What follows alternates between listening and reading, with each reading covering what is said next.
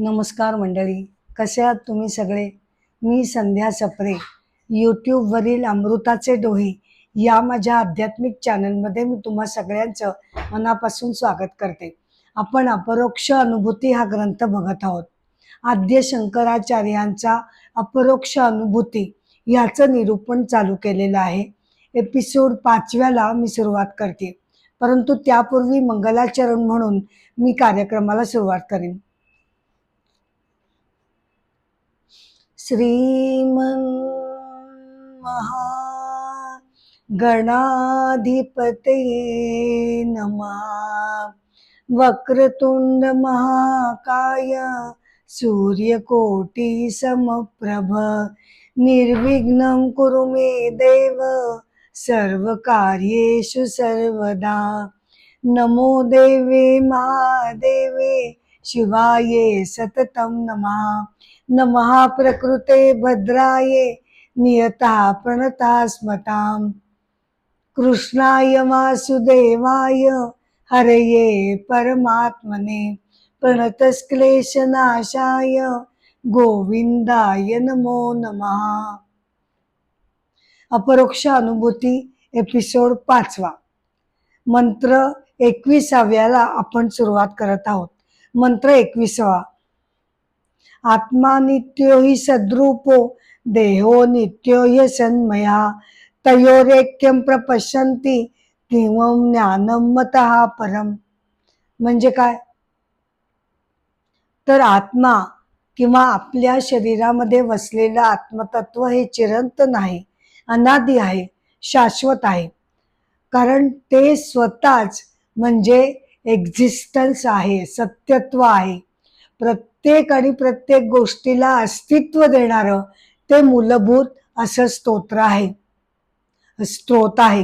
हे शरीर आपलं विनाशी असलं म्हणजे आत्मतत्व एकच आहे, स्थिर आहे, नित्य आहे, अजय आहे. त्याच्या भोवती गुंडाळलेलं आवरण स्वरूप, बर का, त्याच्या भोवती गुंडाळलेलं आवरण स्वरूप हे जे शरीर आणि मन आहे, त्याचं जे आवरण आहे ते भले विनाशी असलं आणि ते बदलत असलं, नष्ट होत असलं, तरी आतलं आत्मतत्व, त्याचा मूळ गाभा हा जगताचा नित्य अविनाशी असा आहे. तो बदलणारा नाही. परंतु शरीर कसं आहे? शरीर हे सतत बदलत असतं. ते अनेक स्थित्यंतरांमधून ते जात असतं. जसं की बालपणामध्ये शरीर आपलं वेगळं असतं, मग तरुणपणी अजून त्याची अवस्था वेगळी असते, तरुणपणानंतर मध्यम अवस्था आणि मग शेवटी वृद्धावस्था. अशा अनेक बदलांमधून आपलं शरीर जात असतं. आणि म्हणून आदि शंकराचार्य या शरीराला अस्तित्व शून्य, बर का, एक्झिस्टन्स ज्याला नाही असं ते म्हणतात. का? की एक्झिस्टन्स आहे, नो डाऊट. व्यावहारिक सत्यतेच्या जे जगत आहे आपलं, त्याच्यामध्ये मी काही काळ जन्माला येते, अस्तित्वात असते. ते माझं अस्तित्व कोणी नाकारू शकत नाही.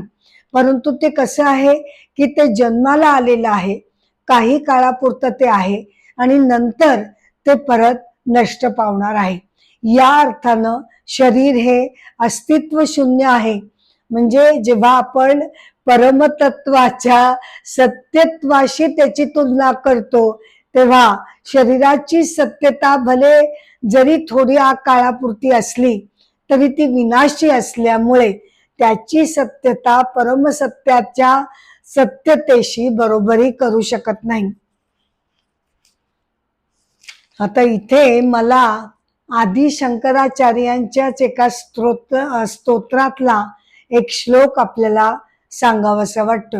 आदि शंकराचार्यांनी अद्वैत वेदांत सिद्ध करण्यासाठी दक्षिणामूर्ती स्तोत्र हे स्तोत्र त्यांनी रचलं.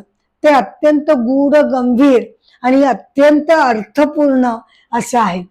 पूर्ण अद्वैत सिद्धांताचा मूळ पाया, मूळ गाभा त्याच्यामध्ये उतरलाय असं म्हटलं तर ते चुकीचं ठरणार नाही. त्यातल्या एका श्लोक नंबर 4 मध्ये ते असं म्हणतात, बर का, म्हणजे दक्षिणामूर्ती स्तोत्राचा मी स्वैर अनुवाद केलाय आणि त्यातील मंत्र 4 असं म्हणतो, घटमातीचा असे मांडला, हा, घटमातीचा असे मांडला, छिद्रे त्यास पाडुनी, छिद्र असलेला मातीचा घट इथे आहे समोर, घटमातीचा असे मांडला, छिद्रे त्यास पाडुनी, प्रकाश पसरे, प्रकाश पसरे अवघ्या घटातुनी, त्या छिद्रांच्या माध्यमातून आतल्या ज्योतीचा प्रकाश सर्वत्र पसरत आहे. प्रकाश पसरे अवघ्या घटातुनी, उजळे चैतन्य साऱ्या घटातुनी, त्याच सम, ही उपमा झाली, एका घटाची उपमा देऊन झाली. आता ते पुढे म्हणतात, त्याच सम उजळवी आत्मतत्व जे, आपल्या शरीरातील असलेलं आत्मतत्व जे आपल्या शरीराला ज्ञान ऊर्जा देऊन, जाणीव शक्ती देऊन, सत्यत्व देऊन त्याला उजळवत असतं, त्याच सम उजळवी आत्मतत्व ते आपल्या विचार आणि कृतीमधून, आपल्या विचार आणि कृतीतून, प्रणाम त्या चैतन्य तत्वाला, प्रणाम त्या चैतन्य तत्वाला, प्रणाम त्या दक्षिणामूर्तीला. हेच परमतत्व सर्व ब्रह्मांडाला तोलून धरत आहे. त्याच्याच पायावर वस्तू निर्माण होतात, काही काळ राहतात आणि मग त्या विनाश पावतात. जगतामध्ये बदल होत असतात, ते विनाशी असतात. हे सर्व बदल आणि त्याचा जो विनाश आहे, हे सर्व जे बदल जगतातले, मनुष्याचे, गोष्टींमधले, अगदी सूर्य चंद्र तारका जरी घेतल्या, भले लाखो वर्ष त्या असतील, पण नंतर त्यांचा विनाश सुद्धा कधी ना कधी ठरलेला आहे. त्यामुळे प्रत्येक गोष्टीचा विनाश हा कशा प्रकारे शक्य होतो आणि का शक्य होतो, तर मूळ परमतत्व म्हणजे जो जे पाया आहे, ज्याच्या पायावर आपण सगळे उभे आहोत, तो मूळ पाया मात्र अभंग आहे, अविनाशी आहे. म्हणूनच हे सगळे बदल आणि विनाश शक्य होतो. जर परमतत्व सुद्धा हे विनाशी आहे असं मानलं, बर का, हे परमतत्व, परम ऊर्जा तत्व हे स्वतः सुद्धा बदलणार, नंतर विनाशी असं जर मानलं, तर हा जगताचा डोलरा त्या पायावर उभा क्षणभर सुद्धा राहू शकणार नाही. म्हणजे कसं होईल की जगतही विनाशी आणि त्याचा मूळ पाया सुद्धा विनाशी. मग त्यामुळे जगताचा लाखो ब्रह्मांड जी आज त्या पायावर वसलेली आहेत, ती वसणं शक्य होणार नाही. जगताचं जाणं येणं चालू राहू शकणार नाही. आणि कसं आहे ना, की एकीकडे आपण जे म्हणतो की हे परम ऊर्जा तत्व अत्यंत सूक्ष्म, निर्गुण, निराकार आहे आणि त्यामुळे मन, बुद्धी, इंद्रियांच्या ते अतीत आहे. म्हणजे आपण ते मनाच्या द्वारे, बुद्धीच्या द्वारे त्याला समजून घेऊ शकत नाही. हे जरी खरी गोष्ट असली तरी सुद्धा इनडायरेक्ट पद्धतीनं आपण त्याला जाणू शकतो. कसं काय? कारण तेच मूळ स्त्रोत आहे आणि त्याच्यामुळेच जगताचं व्यक्तीकरण झालेलं आहे. कोणतीही गोष्ट घ्या, डोंगर घ्या, नदी घ्या, मनुष्य घ्या, तर तो कसा बनलाय, तर तो मनुष्य नाम रूप रंग आकाराने बनलेला मनुष्य अधिक त्याचा मूळ पाया परमतत्व. परंतु होतं काय की अधिक त्याचा मूळ पाया परमतत्व या गोष्टीकडे आपलं दुर्लक्ष होतं आणि आपण केवळ नामरूपाकडे बघत बसतो. डोंगर जरी घेतला तरी डोंगर अधिक त्याचा मूळ, त्याचा जो पाया आहे परमतत्व, तो लक्षात घेतला जात नाही आणि डोंगराचा नामरूप आकार तेवढा आपल्याला त्याची आपली नजर खिळून टाकतो. जगतातील प्रत्येक गोष्टीचे इक्वेशन हेच आहे, कोणतीही गोष्ट अधिक त्याचा मूळ पाया, एक्झिस्टन्सचा मूळ पाया परमतत्व. त्यामुळे आपण उलटीकडनं परमतत्वाला जाणून घेऊ शकतो की जे परमतत्व मला सध्या माझ्या साधना कमी पडते, माझी तपस्या कमी पडते आणि त्यामुळे मला त्याचं आत्मदर्शन होऊ शकत नाही. परंतु त्यावेळेला सुद्धा जर मी या दृष्टीने बघितलं की जगतातील प्रत्येक गोष्ट मला गोष्ट नामरूप असलेलं म्हणून दिसते, पण मूळ पाया सगळ्यांमध्ये तोच एक आहे. या व्यक्तीकरण झालेल्या जगताला बघणं म्हणजेच एक प्रकारे त्याच्या खालच्या पाया असलेल्या परमतत्वाला बघणं. अशा प्रकारे आपण परमतत्वाला जाणू शकतो.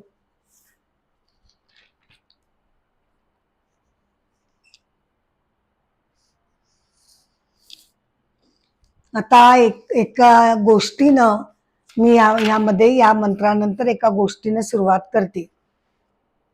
संत श्रेष्ठ जनाबाईंची एक कथा आपण मागच्या एपिसोडमध्ये बघितली. संत श्रेष्ठ जनाबाई सतत सतत सतत कामामध्ये दंग असत. आता त्या दामा शेट्टींकडे दासी म्हणून आलेल्या, त्यामुळे विना तक्रार धुणं केरलादी काही जी काही कामं असतील ती सतत करत राहणं त्यांना क्रमप्राप्त होत. त्यांची त्याबद्दल तक्रारही नव्हती. परंतु मनामध्ये विठ्ठल प्रेम, विठ्ठलाची भक्ती जी रुजलेली होती ती मग त्याला कशी काय वाट द्यायची. म्हणून मग त्यांनी काय केलं की मला मोकळा वेळ साधनेसाठी, नामस्मरण करण्यासाठी, तपस्या करण्यासाठी जर वेळ मोकळा वेळ मिळत नाही तर मग काय करायचं, नुसतंच रडत बसायचं का, काय करू, मला माझ्या पाठीमागे कामं लागली आहेत, मी कसं काय देवाची ध्यानधारणा करणार, कसं काय देवाचं चिंतन करणार, असा तक्रार करण्याचा त्यांचा स्वभाव नव्हता. आहे त्या परिस्थितीतूनच त्यांनी मार्ग काढला. तो म्हणजे काम करता करताच मी मनामध्ये विठ्ठलाचं सदैव नामस्मरण करत जाईन. दळिता कांडिता तुझं गाईन अनंता, कर्मालाच त्यांनी भक्तीची सांगड त्याच्यामध्ये घालून दिली आणि विठ्ठलाचं प्रेम त्यांच्या हृदयामध्ये नामस्मरणारूपी साधनेनं सदैव तेवत राहिलं. त्यांचे अनेक सहज सुंदर असे जे उत्स्फूर्तपणे निघालेले अभंग होते त्या अत्यंत संवेदनशील अशा कवयित्री सुद्धा होत्या, नाही का. तर त्यांचे अभंग काय झालं, संत कबीरजींच्या कानावर गेले आणि मग त्यांना असं वाटलं की आपण या संत कवयित्रीची भेट घ्यावी बर का. म्हणून मग ते काय केलं, त्यांनी संत कबीर पंढरपूरला आले आणि संत नामदेवांच्या घरी ती राहत असल्यानं त्या घरामध्ये ते गेले, चौकशी करू लागले. परंतु त्यांना असं कळलं की जनाबाई आता घरात नाहीत. त्या गोपाळपुरामध्ये गोऱ्या म्हणजे शेण जे असतं त्या शेणाच्या गोऱ्या थापण्यासाठी म्हणून त्या गोपाळपुरामध्ये गेलेले आहेत. मग संत कबीर तिकडे गेले गोपाळपुरामध्ये, तेव्हा त्यांना दिसलं की एक स्त्री जनाबाईशी काही वाद घालत होती. वादाचा विषय असा होता की आता एवढा सगळा गौऱ्यांचा ढीक पडलाय, त्यातल्या नेमक्या मी कोणत्या गौऱ्या थापल्या आणि जने अगं तू कोणत्या गौऱ्या थापल्या हे आता कळेनासं झालंय, असं ती त्या जनाबाईंना सांगत होती. कबीरजींनी ते सगळं ऐकलं. तेव्हा कबीरांनी जनाबाईंकडे बघितलं की आता त्या काय उत्तर देत आहेत. तेवढ्यात ती दुसरी बाई कबीरजींना म्हणाली, अहो तुम्ही इथे आलात ना, तुम्हीच सांगा ना. तेव्हा जनाबाई हसून म्हणाल्या की त्याची काही गरज नाही, मी तुला सांगते एक युक्ती. ज्या गौऱ्यांच्या मधून ज्या गौऱ्यांमधून सूक्ष्मसा विठ्ठल विठ्ठल विठ्ठल विठ्ठल असा नाद ऐकू येईल त्या गौऱ्या मी थापलेल्या आहेत असं आपण समजूया. तिचं ते उत्तर ऐकल्यानंतर संत कबीर अगदी आश्चर्यचकित झाले आणि ते तिच्याकडे बघू लागले. तेव्हा जनाबाई म्हणाल्या की माझ्या हृदयामध्ये 24 तास अगदी झोपेत असताना सुद्धा विठ्ठलाचं अखंड नामस्मरण चालू असतं. त्याच्याशी माझं अनुसंधान हे काही क्षणापुरतं नसून ते पूर्ण आयुष्य मी त्याला वाहिलेलं आहे आणि सतत सतत नामस्मरण चालू असल्यामुळे माझ्या प्रत्येक कर्मामध्ये सुद्धा ते नामस्मरण प्रतिबिंबित होतं. हा, आणि खरोखर काही गौऱ्या जेव्हा कानाला लावल्या तेव्हा त्याला त्यातनं विठ्ठल विठ्ठल विठ्ठल विठ्ठल असा नाद त्यांना ऐकू आला. जनाबाईंची ही श्रेष्ठ भक्ती बघून आपलं मन त्यांच्याविषयी आदरानं अतिशय भरून येतं, यात काही संशय नाही.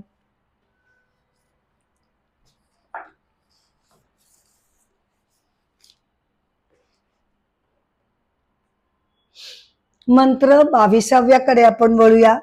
आत्मनस्तत् प्रकाशत्वम यत् पदार्थावभासनम. आत्मनस्तत् प्रकाशत्वम यत् पदार्थावभासनम ज्ञानादिदीप्ती व दीप्ती भवत्याधम यतोनिशी. ज्ञानादिदीप्ती व दीप्ती भवत्याधम यतोनिशी.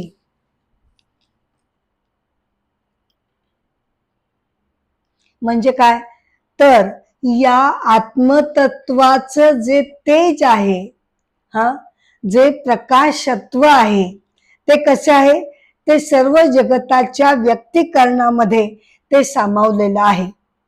कारण अग्नीचा प्रकाश घ्या बर का, अग्नीचा प्रकाश जरी घेतला तरी सुद्धा अंधकार जेव्हा होतो तेव्हा तो टाळू शकत नाही. सूर्याचा प्रकाश घ्या, सूर्याचा प्रकाश जरी आपण घेतला तरी एका जगताच्या एका बाजूला अंधकार चालू असतो. परंतु आत्मतत्वाचं प्रकाशत्व हे विलक्षण विलोभनीय असं आहे. आपल्या प्रत्येकाच्या हृदयामध्ये जे प्रकाशतत्व आत्मतत्व आहे त्यामुळे अंधकार सुद्धा हे प्रकाशतत्व हे आपल्याला उघड करून दाखवतो. अंधकार झाला की तो आपल्याला कळतो, तो आपल्या प्रकाशत्वानं त्यातनं तो रिव्हील होतो. अंधकाराची जाणीव त्यामुळे आपल्याला होते. डोळे बंद केले की वस्तू दिसत नाही, बाहेरचा प्रकाश दिसत नाही. आपले डोळे हे या दृष्टीनं प्रकाशत्व त्यांच्यामध्ये निश्चितपणे आहे.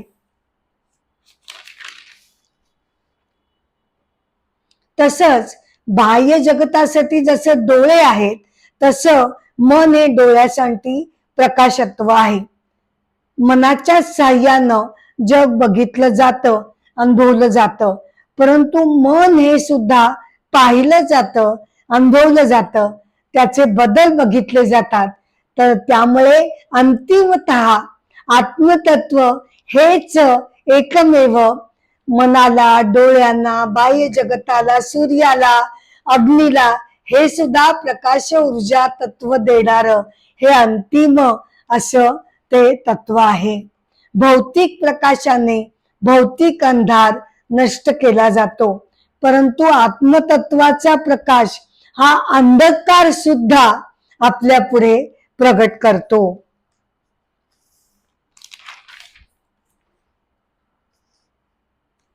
व्यक्तीकरणातून जगाच्या मॅनिफेस्टेड वर्ल्ड मधनं आपण त्यात परमतत्वाला जाणू शकतो. त्या संदर्भात कैवल्य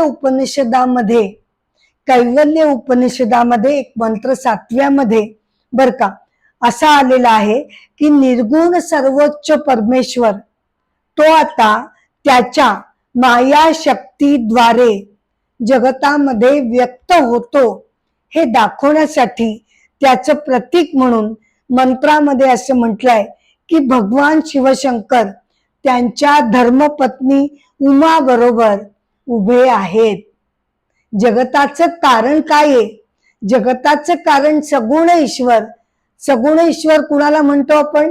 जेव्हा तो त्याच्या माया शक्ती बरोबर संयोग पावतो असा तो सगुण ईश्वर. ते जे कारण आहे जगताचं, कारण एकटा निर्गुण तत्व हे जगत निर्माण करू शकत नाही, परंतु एकटी माया शक्ती सुद्धा हे जगत निर्माण करू शकणार नाही.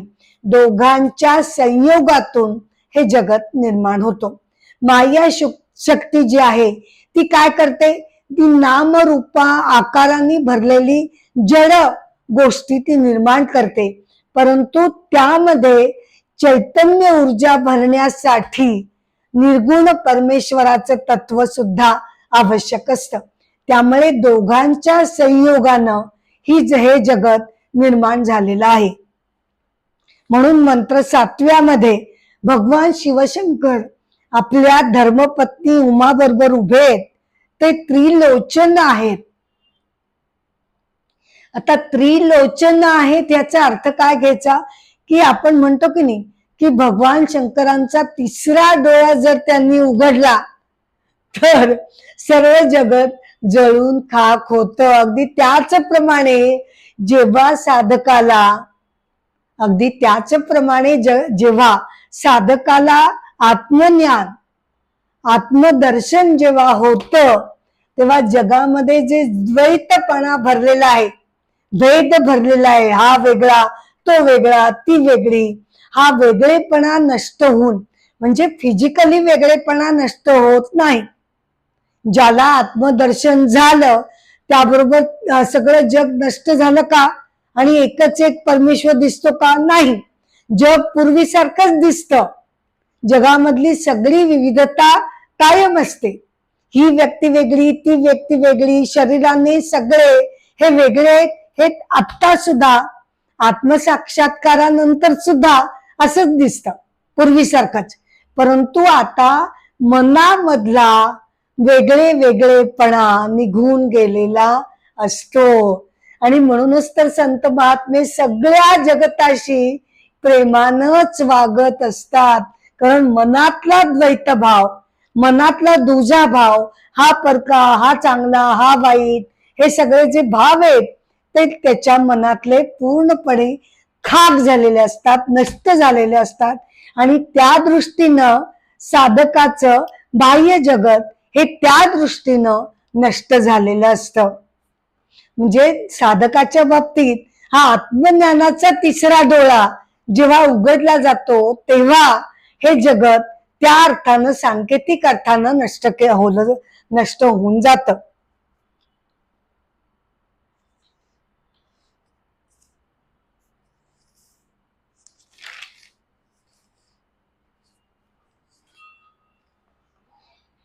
आता इथे महर्षी अष्टावक्र यांची कथा आपण बघणार आहोत. महर्षी उद्दालक म्हणून एक प्रसिद्ध वेदकालीन ऋषी होऊन गेले. त्यांचं खूप मोठं गुरुकुल होतं आणि त्यांचा एक शिष्य होता, त्याचं नाव होतं कहोड बर का. तर तो कहोड जो होता तो अत्यंत बुद्धिमान होता आणि शिक्षणामध्ये सुद्धा अगदी पारंगत होता. त्यामुळे त्याचं शिक्षण पूर्ण झाल्यावर महर्षी उद्दालकांनी असा विचार केला की त्यांची कन्या सुजाता हिच्याशी त्यानं कहोडचा विवाह लावून दिला. एकदा कहोड शिष्यांना शिकवत असताना झालं काय की सुजाताच्या गर्भामध्ये जे बाळ जन्म घेत होतं ते बाळ गर्भातूनच म्हणालं की तात, तुम्ही हा जो श्लोक म्हणताय त्याचे उच्चार काही बरोबर नाहीयेत बर का. तर त्याबरोबर कहोडना अतिशय राग आला आणि ते म्हणाले, बाळा तू अजून जन्म सुद्धा घेतला नाहीयेस तरी सुद्धा तुझ्या बोलण्यात एवढा वाकडेपणा कसं काय? तुला तुझा जन्म झाला की तुला 8 ठिकाणी वाकडेपणा येईल, असं ते रागारागाने बोलून गेले. आणि त्यानंतर खरोखर त्या बाळाला 8 ठिकाणी वाकडेपणा व्यंग आलं आणि त्याला अष्टावक्र हे नाव पडलं. पुढे काय झालं की बाळ जन्माला यायच्या आधीच कहोड काही संपत्ती मिळावी या इच्छेने राजा जनकाच्या दरबारी गेले. कारण राजा जनक हा अतिशय बहुश्रुत आणि अत्यंत व्यासंगी आत्मज्ञानी होता. त्याचा नवरत्न दरबार होता ज्यामध्ये वेगवेगळ्या क्षेत्रातले पंडित मंडळी त्यामध्ये असत आणि त्यांच्यामध्ये तत्वज्ञान पर चर्चा सुद्धा कधी कधी होत असे. आणि त्या चर्चेमध्ये जो तो वाद जिंकेल त्याला सोन्याच्या मोहरा मिळत असत. त्यामुळे त्या इच्छेनं कहोड तिकडे दरबारात गेले. परंतु झालं काय की कहोडनी तो वाद ते जिंकत अगदी आलेच होते. त्या क्षणाला त्यांचा जो राजपंडित बंदी होता त्यानं काय केलं की मी जिंकलो आहे अशी घोषणा केली आणि त्याला भराभरा घेऊन ते बाहेर गेले. आणि नंतर असं लोकांमध्ये पसरली बातमी की कहोडला राजा पंडित बंदीनं समुद्रामध्ये नेऊन बुडवलं.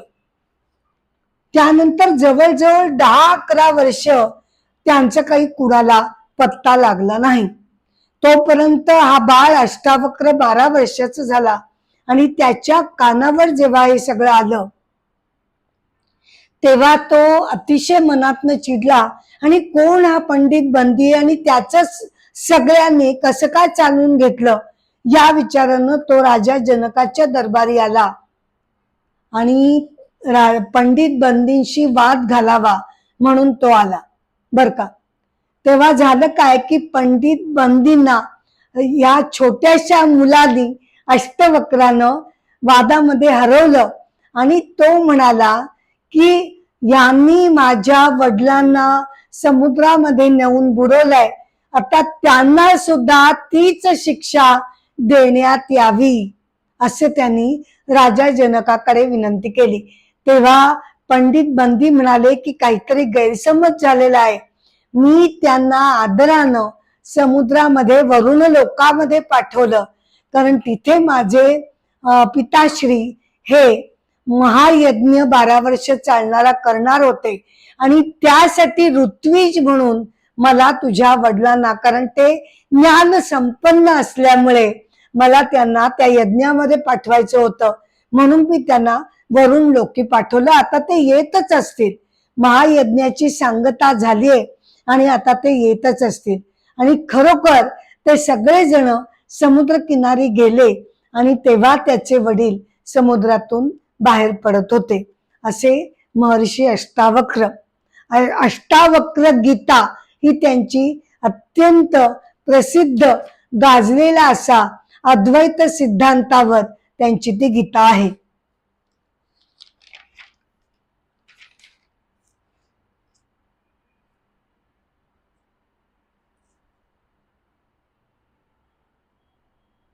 आता वळूया मंत्र 23व्याकडे. देहोहम नित्यम यम मूढो, देहोहम नित्यम यम मूढो, धृत्वा तिष्ठत्ते हो जनः, मयामम नित्य ज्ञात्वा, मयामम नित्य ज्ञात्वा घटस्तेव सर्वदा. म्हणजे काय? मी म्हणजे शरीर नाही. अद्वैत वेदांताचा हा प्रमुख सिद्धांत काय सांगतो की आपलं खरं स्वस्वरूप हे शरीर आणि मन नाही, तर आपल्या हृदयामध्ये वसलेलं आत्मतत्व आहे. आता फिजिकली हृदय ही कन्सेप्ट डोळ्यासमोर आणायची नाही, तर आध्यात्मिक भाषेमध्ये हृदय कशाला म्हटलं जातं ते आपण बघूया. हृदय म्हणजे ज्या साधकाचं मन करुणेनं, दयेनं, सहानुभूतीनं, प्रेमानं असं ज्याचं मन सात्विक शुद्ध वृत्तीनं भरलेलं असेल त्याला हृदय असं म्हटलं जातं. म्हणजेच त्याचा अर्थ काय होतो की छुपी अट त्याच्यामध्ये घातलेली आहे. हा तुमचं हृदय शुद्ध करा, शुद्धीकरण प्रोसेस तुमची चालू राहू दे आणि मगच ते आत्मतत्व त्यामध्ये लपलेलं आहेच. परंतु ते प्रगट कधी होईल तर जेव्हा मन शुद्धीकरण तुमचं होईल, बुद्धीचं शुद्धीकरण जेव्हा पूर्ण होईल तेव्हाच ह्या तपस्येनं तुम्हाला आत्मदर्शन होईल. त्यामुळे अशा सात्विक आणि शुद्ध हृदयामध्ये हे आत्मतत्व वसलेलं आहे. हे शरीर माझं आहे, प्रश्नच नाही. हे माझंच शरीर आहे, शरीर माझं आहे, परंतु मी म्हणजे शरीर नाही. मी कितीतरी गोष्टी घेते नाही का, घर घेते, गाडी घेते, पण ती जरी माझी असली तरी ती गाडी म्हणजे मी होत नाही. त्याचप्रमाणे हे शरीर माझ्या मालकीचं जरी असलं तरी शरीर म्हणजे मी होत नाही. केवळ आपल्या आत्मतत्वामुळे या जड शरीराला जिवंतपणा, सळसळत चैतन्य जे प्राप्त होतं ते माझ्यातल्या खऱ्या स्वरूपामुळे, आत्मतत्वामुळे हे प्राप्त झालेलं असतं.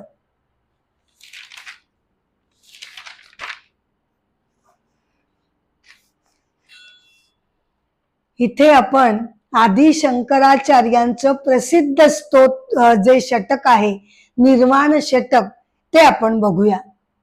म्हणजे याची कथा अशी सांगितली जाते की अवघ्या 7-7.5 वर्षाचा बाल आदि शंकराचार्य गुरूंच्या शोधामध्ये संन्यासाची अनुमती मातेकडनं मिळाल्यानंतर जेव्हा ते घराबाहेर पडले तेव्हा त्यांना एका देवळामध्ये असा दृष्टांत झाला की तुला तुझे गुरु नर्मदा तीरी, तिथे तुला ओंकारेश्वर मंदिराच्या जवळ एक गुहा आहे, त्या गुहेजवळ तुला गुहेमध्ये तुझे गुरु बसलेले असतील, ते गुरु गोविंद पादाचार्य तुला गुरु भेटतील.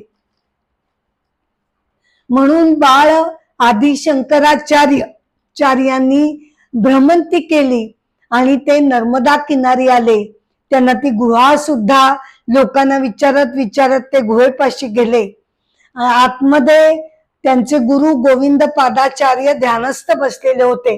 वाट अगदी अरुंद अशी होती. म्हणून गुहेच्या बाहेरच आदि शंकराचार्य मोठ्या आदरानं उभे राहिले आणि त्यांना हाका मारू लागले, गुरु, अहो गुरु, मी इथे आलेलो आहे, कृपया तुम्ही मला स्वीकारावं, तुमचा शिष्य म्हणून मला तुम्ही तुमच्या पदरात घ्यावं अशी मी तुम्हाला नम्र विनंती करतोय. बालकाच्या त्या मंजूळ आर्त स्वरांनी गुरु गोविंद पादाचार्यांची समाधी हळूहळू उतरू लागली आणि मग त्यांनी आतूनच विचारलं, बाळा तू कोण आहेस? तेव्हा त्यांच्या या प्रश्नाला आदि शंकराचार्यांनी हे निर्वाण षटक रचून त्यांना तिथल्या तिथे त्यांनी जे उत्तर दिलं ते अतिशय अलौकिक असं उत्तर दिलेलं आहे. निर्वाण षटक.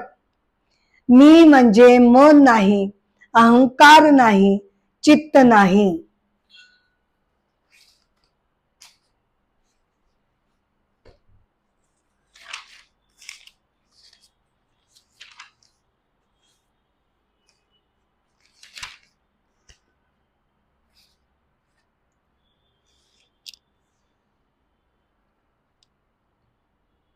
मी म्हणजे मन नाही, प्रज्ञा नाही, विचार नाही.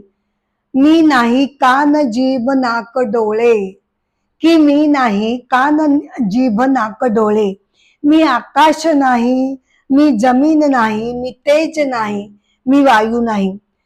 चिदानंद रूप शिवोहम शिवोहम. कोणे?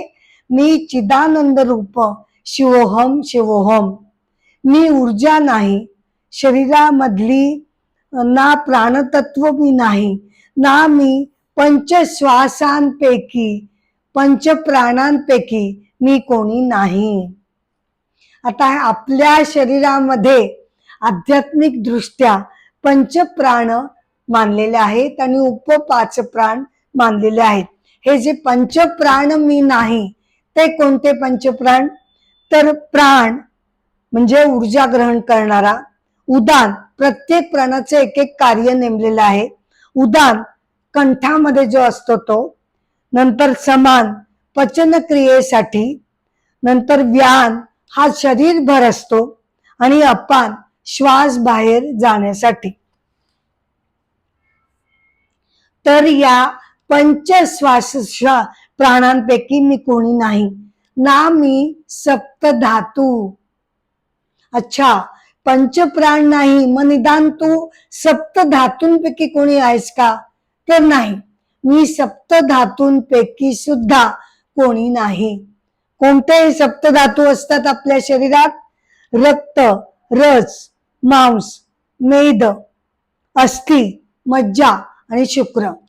यापैकी सुद्धा मी नाही. मी पंचकोश नाही. हा, आपल्या शरीराची संकल्पना पंचकोशामध्ये तैत्तरीय उपनिषदानं पहिल्या प्रथम मांडली. पंचकोश म्हणजे 5 आवरण, एकात एक असलेले 5 कोश यांनी आपलं शरीर बनलेलं आहे. परंतु या पंचकोशांपैकी सुद्धा मी कोणी नाही. कोणते ते पंचकोश? अन्नमय, प्राणमय, मनोमय, विज्ञानमय आणि शेवटचा आनंदमय कोश. मी वाचा नाही. मी हात पाय कर्मेंद्रिय नाही. चिदानंद रूपा शिवोहम शिवोहम. मला कोणीही अप्रिय नाही. तसंच माझं जिव्हाळ्याचं सुद्धा कोणीही नाही. नाही मला असूया हाव कसली. नाही मला ताण आणि भ्रम सुद्धा. धर्म अर्थ काम मोक्ष पुरुषार्थाचे हे 4 स्तंभ सुद्धा मी नाही. चिदानंद रूप शिवोहम शिवोहम.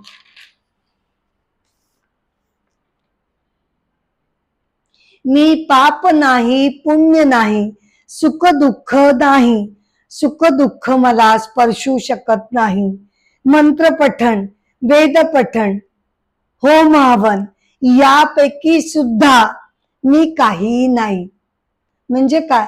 कारण हे जे सगळं जे नाही नाही असं जे आचार्य म्हणतायत ते नेमकं काय आहे? मग आहे काय? मग तर ते शरीर आणि मनाशी संबंधित असलेली सगळी कर्म आणि आपले धर्मकार्य, नंतर कर्मकांड किंवा आपले पंचेंद्रिय, ज्ञानेंद्रिय, कर्मेंद्रिय, सप्तधातू, पंचकोश या सगळ्यांनी माझं शरीर बनलेलं आहे. याबद्दल काही वाद नाही. हे शरीर या सगळ्या गोष्टींनीच बनलेलं आहे. मी जेव्हा जन्मते तेव्हा धर्म अर्थ काम मोक्ष हे पुरुषार्थाचे 4 स्तंभ मला हळूहळू क्रमाक्रमाने पूर्ण करायचे असतात. सगळं खरंय. मी तीर्थक्षेत्रांना जाते, मी कर्मकांड करते, पूजा करते, होम हवन करते ना मी सगळं. पण हे करणार मी आत्मतत्व मात्र हे करणार नाही. कारण आत्मतत्व हे अकर्ता आहे. हे ज्यांनी ओळखलं, करणारी सगळी प्रकृती आहे. करण्याचं डिपार्टमेंट जे आहे, विचार करण्याचं, भावना, विचार, भावना, फिलिंग्स, सुख दुःख, राग लोभ, हे कर्म करणं, तिकडे जाणं, इकडे फिरणं, हे सगळं डिपार्टमेंट हे जड शरीराचं प्रकृतीचं आहे.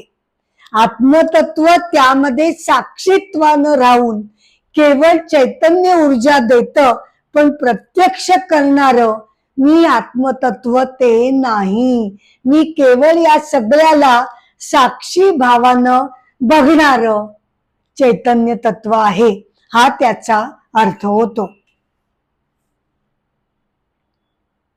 खाण्याची क्रिया मी नाही, खाद्य गोष्टी मी नाही, खाणारा सुद्धा मी नाही. अशा प्रकारे प्रत्येक क्रियेला आपल्याला सांगता येईल की बाबा काही कर्म करणारा, ते जे कर्म, ती जी गोष्ट आहे ती मी नाही आणि मी करता सुद्धा नाही. भगवंत सुद्धा गीतेमध्ये म्हणतात, हे ज्यानं तत्व ओळखलं की मी आत्मतत्व अकर्ता असून सगळा खेळ हा प्रकृतीचा आहे. हा, गुणागुणेषु वर्तते, गुण गुणामध्ये वावरत आहेत. प्रकृतीचेच गुण प्रकृतीच्याच गुणांनी बद्ध झालेले आहेत. मी आत्मतत्व, मी या खेळामध्ये नाही. हे तत्व ज्यांनी ओळखलं त्यांनी आत्मतत्वाला खऱ्या अर्थानं जाणलं. मला भीती नाही मरणाची, शंका नाही माझ्या अस्तित्वाची. मला मृत्यू नाही. त्यामुळे मृत्यूची जी सनातन भीती दडलेली आहे त्या भीतीचा लवशेष सुद्धा नाही. का? कारण आत्मतत्व हे अजय आहे, ज्याला जन्म नाही. जन्म नाही म्हणून मरण नाही. तो अविनाशी, चिरंतन, शाश्वत आहे. मला शंका नाही माझ्या अस्तित्वाची. धर्मलिंग जन्म जात मला नाही. आई नाही, पिता नाही, गुरु नाही, शिष्य नाही. चिदानंद रूपम शिवोहम शिवोहम. मग आता शेवटच्या मंत्रामध्ये हे सगळं सांगून झालं. हे मी नाही, हे मी नाही. आता शेवटच्या मंत्रामध्ये आचार्य असं म्हणतात, मी तर आहे शुद्ध निर्विकल्प निराकार चैतन्य स्वरूप. शरीराचा मी नियंता असे, सर्वव्यापी समत्व. या ज्या शरीराचा जो मालक आहे, नियामक, नियंता, तो मी आहे. मजला बंधन नाही आणि म्हणून मला मोक्ष सुद्धा नाही. चिदानंद रूपम शिवोहम शिवोहम.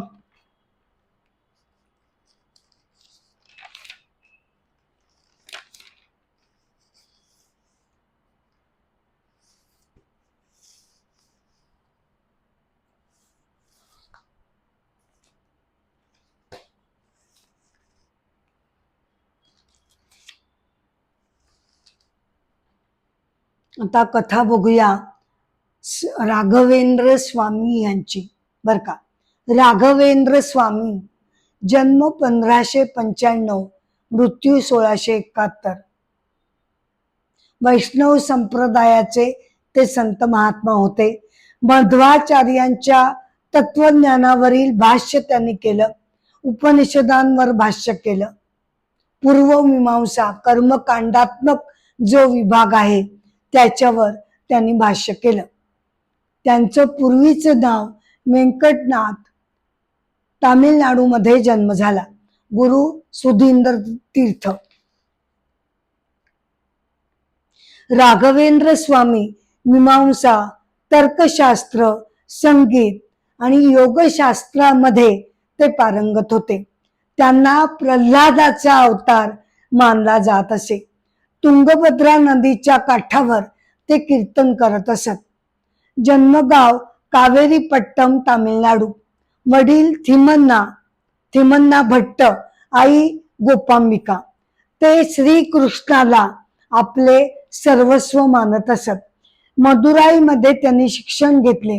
त्यांना वीणा वादन सुद्धा येत असे. सरस्वती देवींशी त्यांचं लग्न झालं. ते कुंभकोणम इथे गुरु सुधींद्र तीर्थ यांच्याकडे त्यांनी शिक्षण घेतलं. त्यांना एक मुलगा झाला. अत्यंत गरिबी होती, परंतु ते स्थितप्रज्ञ होते.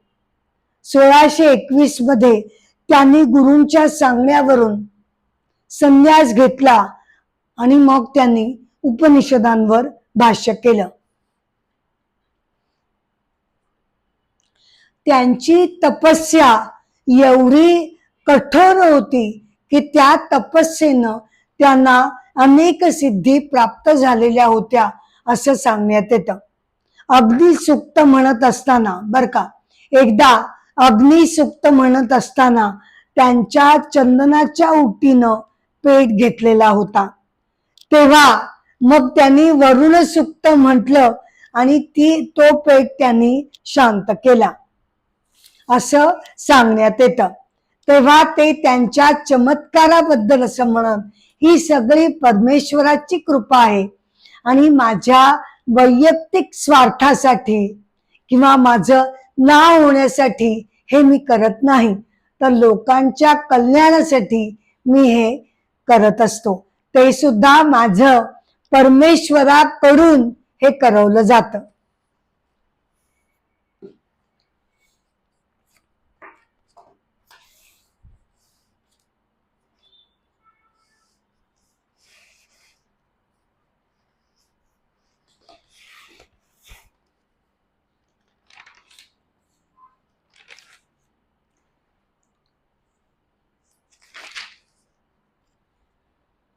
आता वळूया मंत्र 24.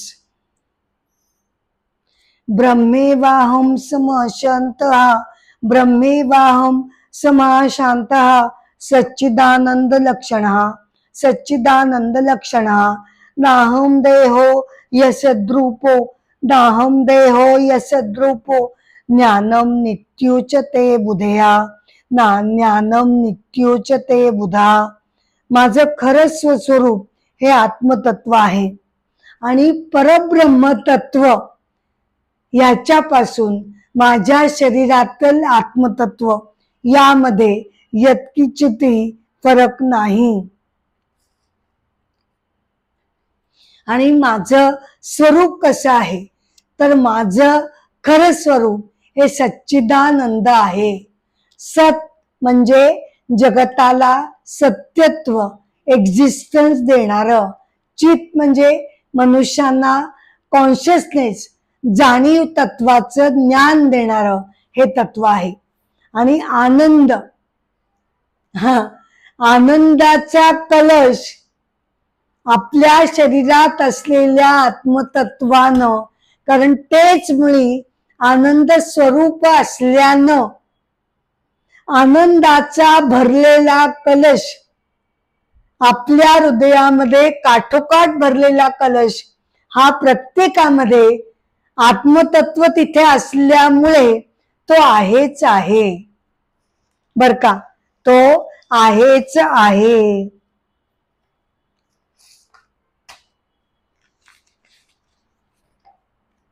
परंतु त्या आत्मतत्वाची जी जाणीव आहे आनंद तत्वाची, सच्चित काय म्हणतो आपण, हा बरोबर आहे, एक्झिस्टन्सचा पाया मला मिळाला मान्य आहे, आत्मतत्वामुळे मला गोष्टी कळतात हे सुद्धा मान्य आहे. पण आनंदाचा कलश माझ्या हृदयात भरलेला आहे हे मात्र मला काही उमजू शकत नाही, कारण मी तर 24 तास कधी आनंदी नसते. परंतु आत्मतत्वाचं स्वरूपच आनंदमय आहे.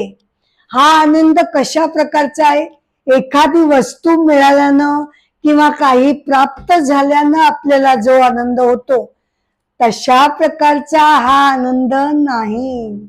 हा उपजतच आहे. मला बाह्य वस्तू मिळो अथवा न मिळो, मला बाह्य जगताकडून सुख मिळो अथवा न मिळो, माझ्या मनाविरुद्ध हो अथवा न हो, माझे जी व्यक्ती नातलग आहेत त्यांच्याकडनं माझ्या अपेक्षा पूर्ण होत अथवा न होत, माझा आनंद हा आनंद स्वरूप चैतन्य तत्वाचा मूळचा आनंद आहे. परंतु मला मात्र आनंद केव्हा होतो की जेव्हा बाह्य वस्तू मला काही मिळते, माझ्या मनासारख्या जेव्हा गोष्टी घडतात, माझ्या मनासारखी जेव्हा समोरची व्यक्ती वागते, तेव्हाच फक्त मला आनंद मिळतो. का? कारण माझं हे मन जे आहे ते त्या कलशाच्या मध्ये उभं आहे. कलश पाठीमागे भरलेला आहे तर त्याला अडचण कुणाची आहे, त्या मनाची आहे. ते त्या मनाचं घट्ट झाकण त्या कलशावर लागलेलं आहे. बर का, विकारांनी धुसफूस, कटकट करणं, त्रास करणं, चिडचिड करणं हे माझ्या मनाचे सगळे गुणधर्म असल्यामुळे मला मुळी प्रसन्नता कधी अनुभवायलाच मिळत नाही. सारखं त्या धुसफूस करणाऱ्या विकारी मनाचं झाकण मी स्वतःच मला मिळालेल्या कलशावर लावून ठेवते. त्याला बिचार परमेश्वर सुद्धा काही करू शकत नाही. मग हा जो आत्मानंद आहे, आत्मानंद म्हणजे आत्म्याने आपल्याला उपजतच दिलेला आनंद, दुर्दैवानं असं म्हणायला लागतं की केवळ आणि केवळ गाढ निद्रेमध्ये आपण तो आत्मानंद घेत असतो. कारण का? कारण गाढ निद्रेमध्ये होतं काय, आपलं हे शरीर शांत होतं, मन निष्क्रिय होतं, काही काळापुरतं का होईना, नाही का. शरीर आणि मन हे निद्रिस्त असतं आणि कटकट करणारं उद्वेगाचं जे कारण आहे तेच मुळी गाढ निद्रेमध्ये शांत झाल्यामुळे त्या आनंदरूपी कलशाला आता त्याचं झाकण बाजूला केलं जातं आणि आतला जो उत्स्फूर्त सहज आनंद आहे ज्याला मी दाबून ठेवलाय ते मनच आता बाजूला पडलेला असल्यामुळे तो अनुभव मला आत्मानंद जो आहे खराखुरा तो मला केवळ आणि केवळ सुषुप्ती किंवा गाढ निद्रेमध्ये अनुभवायला येतो. आणि मी झोप पूर्ण झाल्यानंतर किती प्रसन्नतेनं ते म्हणते की नाही, अरे वा, मला काय गाढ निद्रा लागली ती, त्या निद्रेचा त्या आत्मानंदासारखा अनुभव आपल्याला परत मग जागृत झाल्यावर काही मिळत नाही. परंतु दुर्दैवानं होतं काय, दोन्ही गोष्टी खऱ्या आहेत. दुर्दैवानं गाढ निद्रेमध्येच आत्मानंद मिळतो, परंतु होतं काय, तो मिळत असला तरी त्यामध्ये ती जाणीव नसते, निद्रा असते ना, त्यामुळे त्यामध्ये अज्ञान सुद्धा आपलं भरलेलं असतं. अज्ञान पूर्ण असा तो आनंद असतो.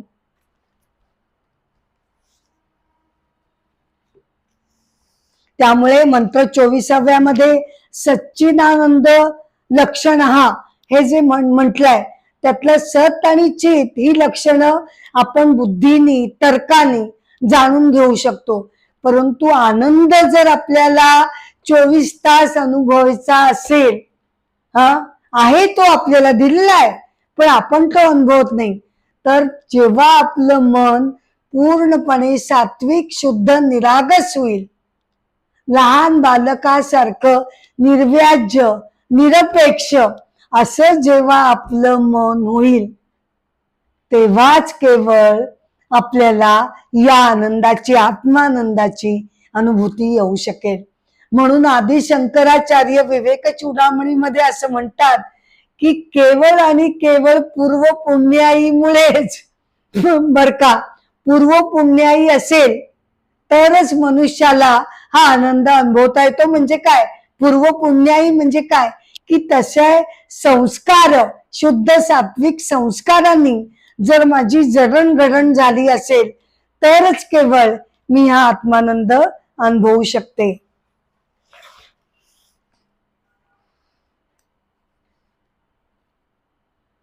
आता इथे अपरोक्ष अनुभूती एपिसोड 5 याची मी सांगता करते खरी, परंतु सांगता आदि शंकराचार्यांच्या कथेनं मी करत आहे.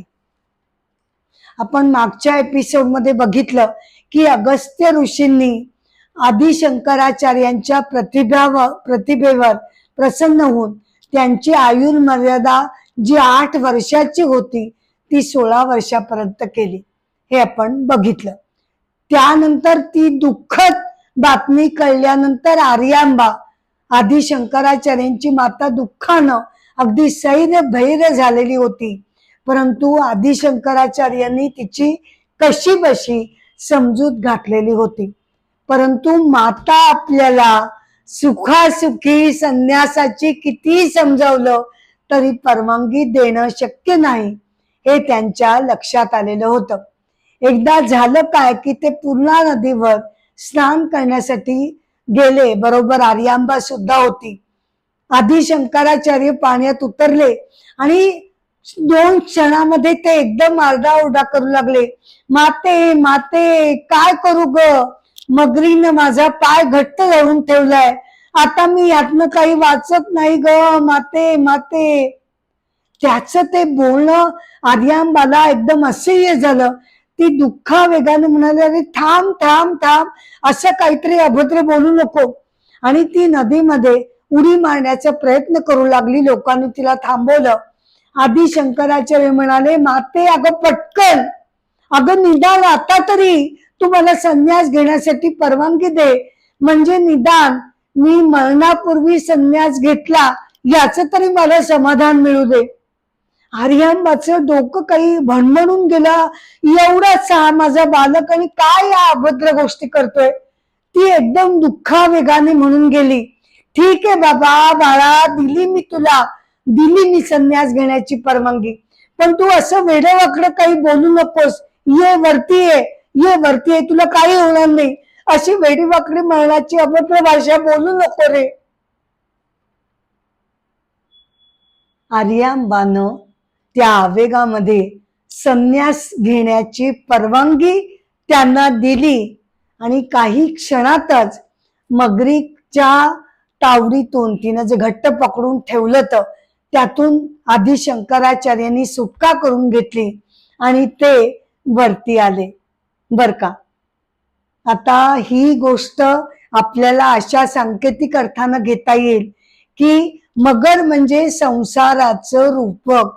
माते, मला संसार चक्राच्या या मगर रूपी रूपातून तू माझी सुटका कर, असं जणू बाळशंकर सांगत होते. मग ते वरती आले. आर्यांबा बेशुद्धच जवळपास पडलेली होती. तिला मांडीवर घेतलं, तिला शुद्ध आणली आणि मग जेव्हा आर्यांबा म्हणाली, चला बाळा, तुझ्या जीवावरचं हे संकट दूर झालं, परमेश्वराचे ती आभार म्हणू लागली, नमस्कार करू लागली आणि म्हणाली, चल बाळा घरी चल आता. तेव्हा आचार्य तिला म्हणाले, घरी? कुणाच्या घरी? अरे कुणाच्या घरी म्हणजे काय? आपल्या घरी. माते, अगं विसरलीस का? काहीच क्षणांपूर्वी तू मला संन्यास घेण्याची अनुमती दिलीस की नाही? मग मी मनातल्या मनात आतुर संन्यास ग्रहण केलेला आहे. अजून गुरूंची दीक्षा जरी मला मिळालेली नसली तरी मी आता संन्यास ग्रहण केलेला आहे. त्यामुळे आता संन्याशाला घर नसतं, हे विसरलीस का? काही काळ मी आता आपल्या गावाबाहेर थोडे दिवस राहीन आणि नंतर तुझ्या अनुमतीनं मी गृहत्याग, घरत्याग, गावत्याग करीन. आर्यांबाला कळून चुकलं की हा आपल्या पोटी आलेला हा अलौकिक दिव्य असा तेजस्वी बालक आहे. हा कोणी साधा सुद्धा बालक नाही. आपण त्याला आपल्या पाशामध्ये अडकून ठेवू शकणार नाही. आणि तसं केलं, जर मी माझा हट्ट चालू केला तर त्याच्यासाठी त्याला जे लोकोत्तर कार्य करायचंय ते त्याच्यातून घडू शकणार नाही. या विचारानं जर अंतःकरणानं ती एकटी घरी परत आली.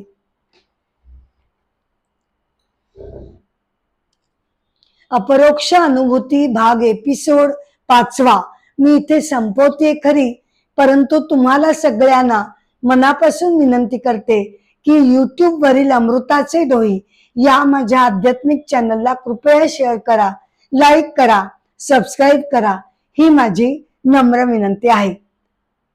एपिसोडची सांगता मी गजरानं करत आहे. जय जय राम, राम कृष्ण हरी. जय जय राम, राम कृष्ण हरी हरी. राजा राम कृष्ण हरी, राजा राम कृष्ण हरी हरी. जय जय राम, राम कृष्ण हरी. जय जय राम, राम कृष्ण हरी हरी.